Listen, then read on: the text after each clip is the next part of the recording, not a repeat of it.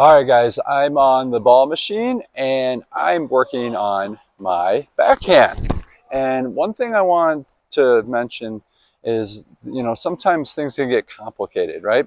We don't need to complicate things when we hit a backhand, all right?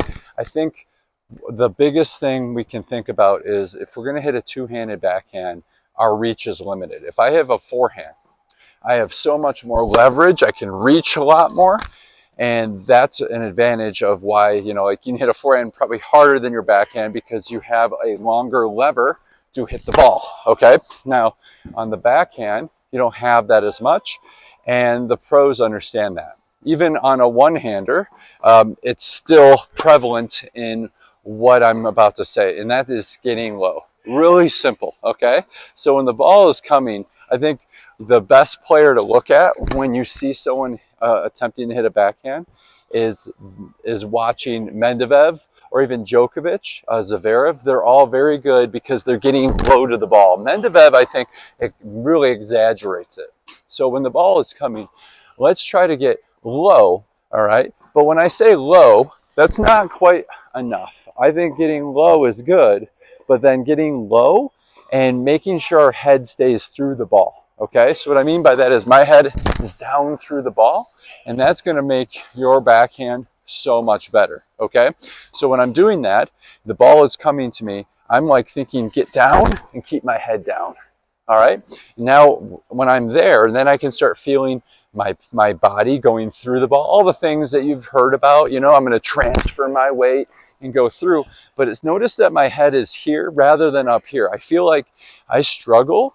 And I think a lot of the clients I work with struggle when the head's up here. I mean, I even mishit that a little bit just because even if I'm getting down here, I'm not staying with the ball if my head is up above like this.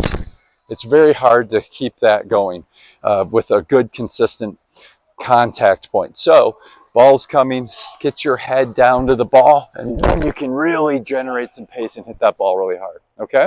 So try that out, see how that helps, and then hopefully you can start getting that backhand a little bit stronger with just focusing on the fundamentals. All right, hope that helps.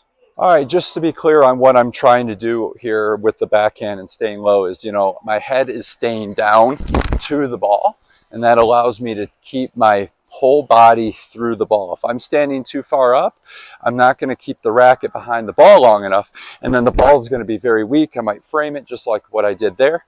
So what I want to do is I want to keep my head down, okay? So the ball is coming. I'm going to get my head down through the ball, and I can generate so much more pace, and I'm really transferring. Everything is staying level. You can even pretend that there's a ceiling that you want to keep your head down on so that you're not popping up and hitting your head on the ceiling. So that's a really good thing that Yannick Sinner does, by the way. They all get low, but he does a really good job of getting really low to the ball on every shot. You can watch them, and even when they're on the run or they're in trouble, you can see that how low they're getting to the ball so they can hit that ball really, really well. Okay, now if you hit a ball in the net and struggling, just means you're popping up, your head's popping up, or your racket. So you gotta go through the ball, keep your head still through it, and you're gonna do so much better. Okay, so I'm hoping this kind of helps you kind of get a more of a visual to hit a good backhand so you can really crush those. Okay, good luck.